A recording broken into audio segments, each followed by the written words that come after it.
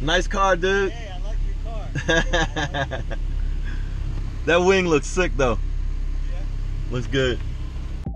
You're watching Will Motivation, the channel on YouTube where you not only get to check out some sweet supercars, nice cribs, and exotic destinations, but also get educated on different avenues that lead to success, no matter where you come from.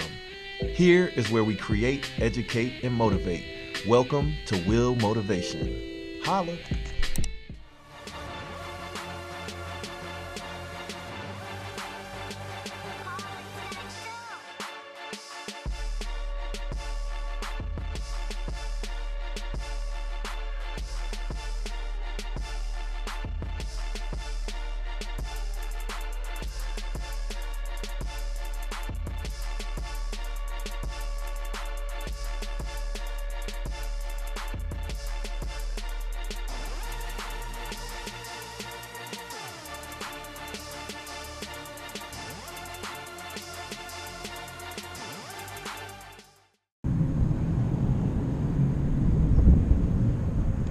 Nice car, dude.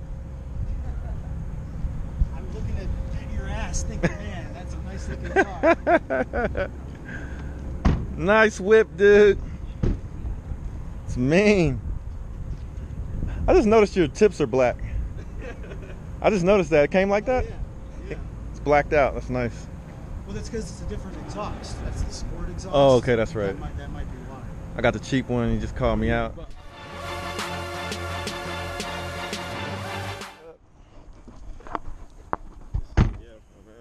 You alright? What you been up to, man? We don't get this on YouTube. What you gotta tell me what you think about it. You been doing the framing stuff? Yeah. Still I am. You staying busy? Yeah. Hey, if you ever not busy, man, we doing some framing on this house I got. But I imagine it's probably busy season right now before it gets cold.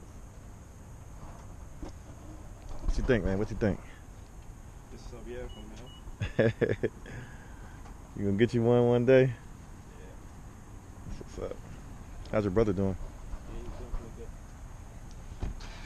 He said he's got 2 brakes on the back. What? Yeah, look. One right here, one right here. Ew. It's crazy, right? Those lights look sick.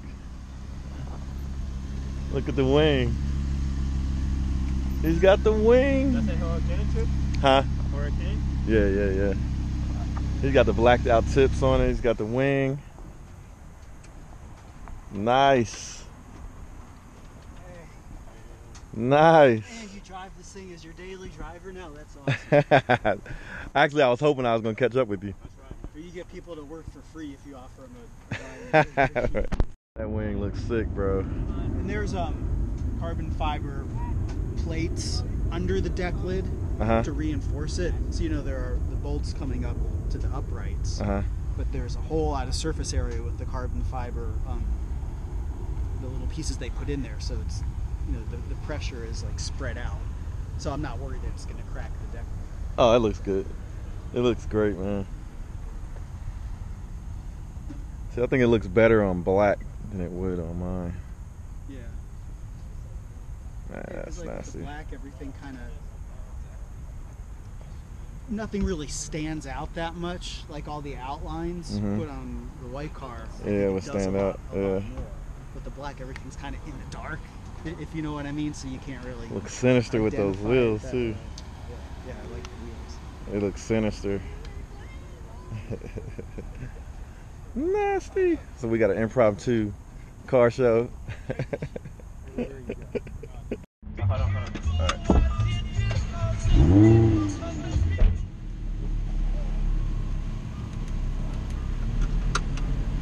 What are these for? So this is the windows. These two out here, the windows. Yeah. If I had a lift system, this would be the lift. Okay. This is the electronic stability control, emergency lights, parking sensors.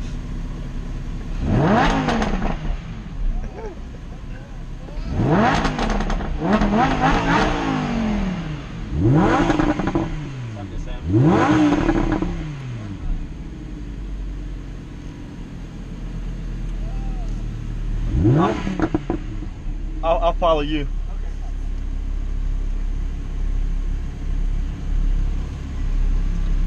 Yeah, I don't want to stay out too long, man. I still gotta work. But I told him I'll just follow him. When he gets off the freeway, I'll just come bring you back. Okay. But might be able to get some rolling shots of him.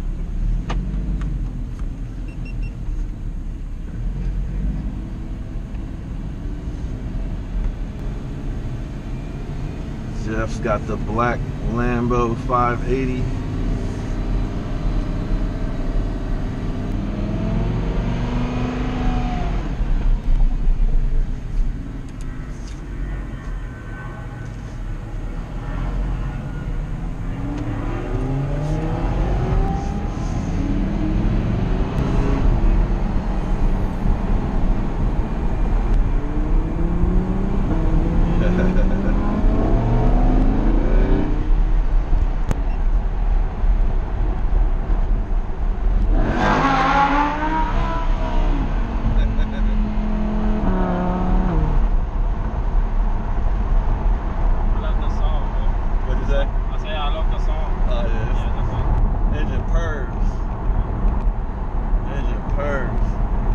I had. Yeah. So I sold the Audi. I got an RS3, but I didn't really like it that much. And it was too expensive, you know, for me to have this and to have that. So I took the Audi RS3 back and I got a Mustang, like just a daily drive around. Yeah. I love that Mustang though, man.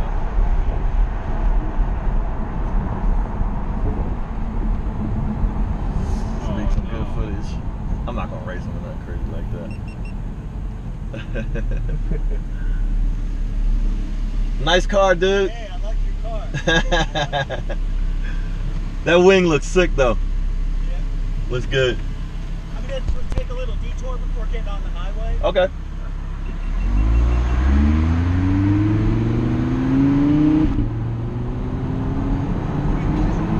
I think he's got an upgraded exhaust.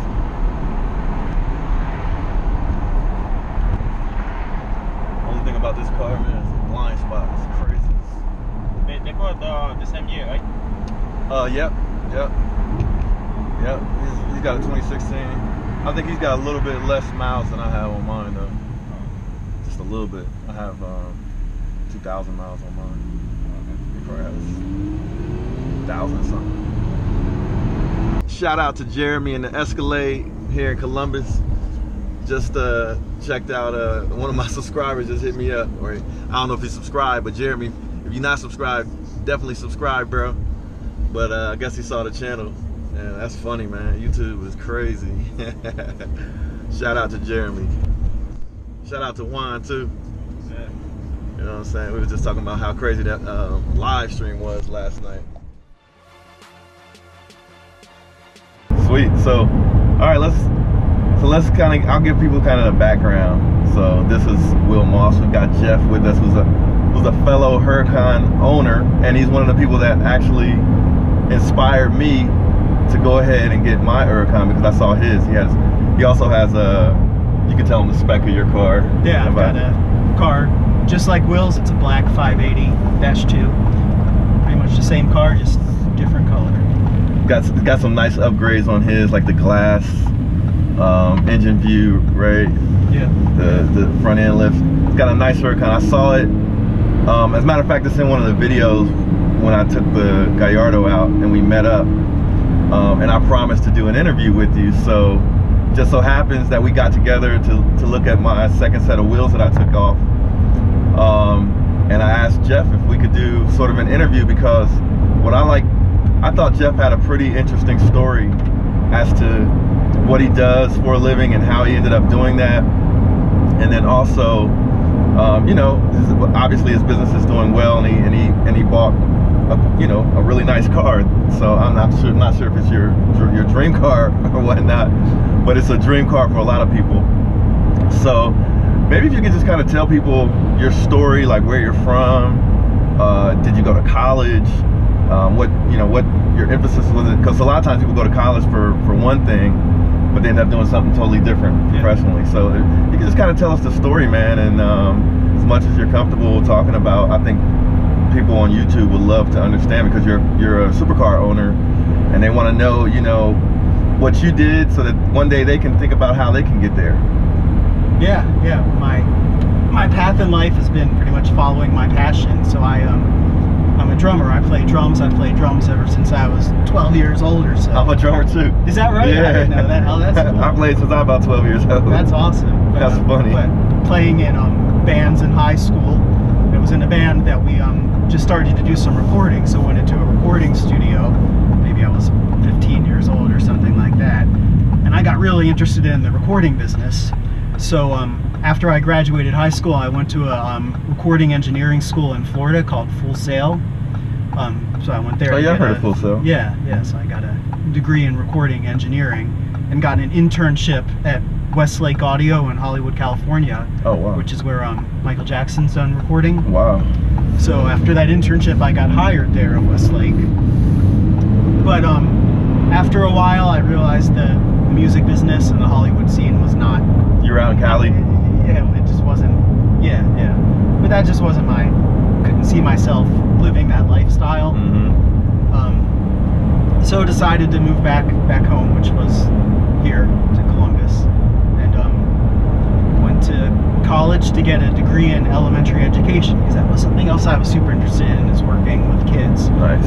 So while I was at Ohio State getting my master's in education, I worked at COSI, a science museum here in Columbus, Ohio. And when I did that, I just got real interested in the exhibits there, just the physical science exhibits, the interactive exhibits.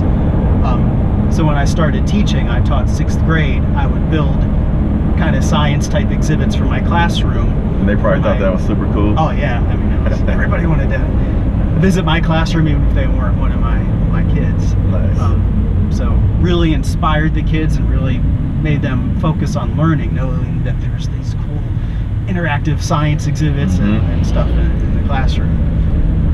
So after I taught for 6 or 7 years, I just felt like I took teaching up to the level where I just couldn't really do anything else. It would just kind of, I just saw myself getting bored if I did that for the rest of my life. So I thought I'd kind of take a chance and try something else. And that's when I decided to start a business building interactive exhibits for science museums. Nice. And, so what gave you the inspiration to do that? Did you see the sort of a need in the market that you...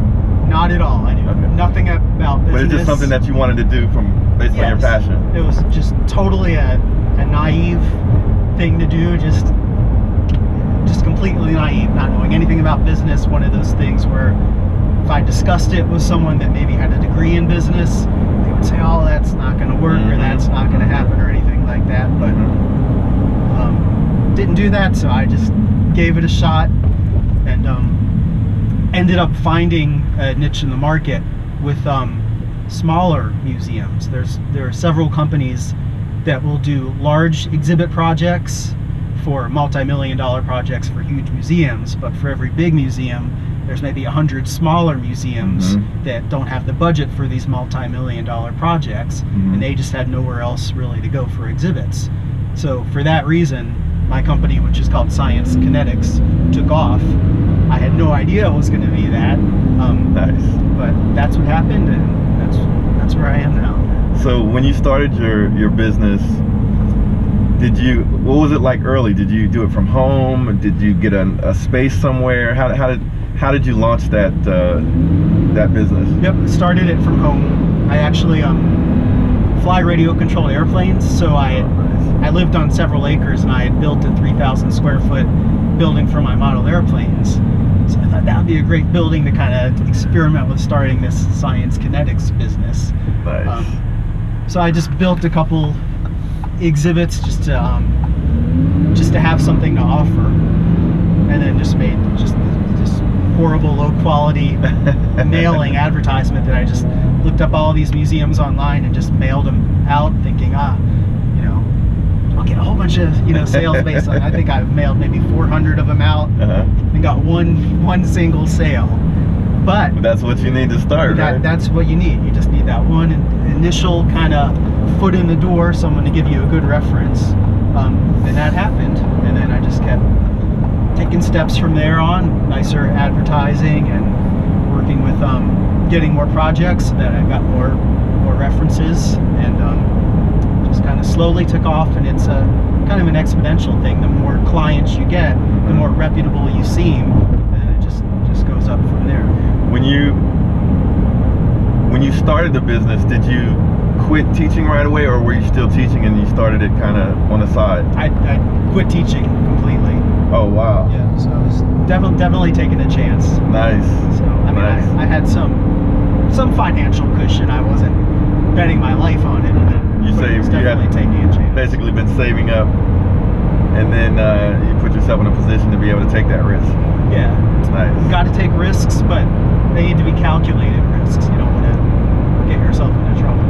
So the takeaway is, for me, what I'm hearing, and correct me if you're wrong or add to it, whatever, but Jeff, what I want people to pay attention to, Jeff was a teacher, but before he was a teacher, he got his... That used to be Science Kinetics right there, where that white out sign was. Oh, this used to be one of your buildings, right? My old building, yeah. Oh, nice. So we're passing by one of Jeff's buildings right here. But Jeff used to be a teacher, right? So he was a teacher, but before he was a teacher, he got educated. So he got his education, and then he got his profession. He was able to save up some money. Then he had an inspiration to do something that he was passionate about, and he went out and did it, and he made it work. But he had his education already. He had the passion for something. He was smart about things. I'm sure he wasn't out blowing all his money, so he couldn't take that risk, right? And he followed his passion, and he started a business, and he took the steps in that business to make it successful. He offered a product that there was a demand for, and in some cases, you know, you don't have to do all of the, you know, market intelligence research and everything, and sometimes people will tell you something is not possible because the market is already saturated or whatever. Like when I started my business, I went out to my potential clients and I sent them a questionnaire. Most of them didn't fill it out, but some of them did fill it out and said, hey, because I was asking them, would they work with the business if I offered this product or service, right? Some of them did fill it out and they said, hey, you know, this market is already saturated. There's already people doing this. So I don't know if it's a good idea for you, but you know, we're obligated to always look for the best solution. So if you did do it, you can let us know about it. So the feedback I got was pretty, like they were basically saying if it was them, they wouldn't do it. But it actually made me more motivated because I felt I knew, you know, I felt I knew the market, and I felt I could provide something that was a little bit better. So I ended up doing it. But you followed your passion and you made it happen. Now you got the Lamborghini, and I'm sure the business is doing well. So congratulations on that, man. Thanks. So this is Jeff, and just wanted to thank Jeff for taking the time to kind of talk to us. We're actually going to go check out the place that's going to wrap the Lamborghini. So I don't know, Jeff might get some ideas for that. I am getting a free ride in a Lamborghini right now. So let's see, is there anything else from an entrepreneurial? Okay, so what would be your advice to people if they want to succeed and get on a level to be able to afford nice things like this? What would be your advice, like things that you've learned along the way that you would share with somebody coming up?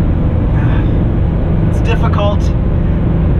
There was a lot of luck associated with getting to me where I am. I think that luck came through a naive approach, so that's probably not the safest approach to take. So, but one thing I've learned is you got to find a unique approach to what you do. It doesn't have to necessarily be a unique business, I don't think. It could be real estate or something like that, but you got to take an approach that separates you from other people, separates you from your competition. So there has to be something unique about what you're doing. It could be that just the business altogether is unique, or your approach to a more common business is a unique approach. But yeah, I love what you're doing, man. I think you even have, and you probably know this already, but I think you even have worldwide market perspective, man, you probably have unlimited potential, you know, as far as clients that you can get in different countries and things like that. My brother, he lives in Colombia, and he's got a business down there. He's got a English-speaking call center down there, and if you ever look to expand in like South America, I got a little connect for you. Yeah. I mean, so I do a lot of international. I'm working on a project for Panama right now. Nice. Done a lot in China. China is very much a growing economy, and they've got a lot of labor resources there, but they're not really specifically they're trained in just very specific skills, I guess. So for example, to build an interactive museum exhibit, it's not like you're going to mass produce these things because there's not an infinite number of museums. So you have to have a kind of a diverse range of skill sets to build something like that. And in China, a lot of the labor force is just very narrow in what their abilities are. So you kind of had a knack for this then. I mean, you didn't go to school for like mechanical engineering or? Not at all. My only background is in education, elementary education, which.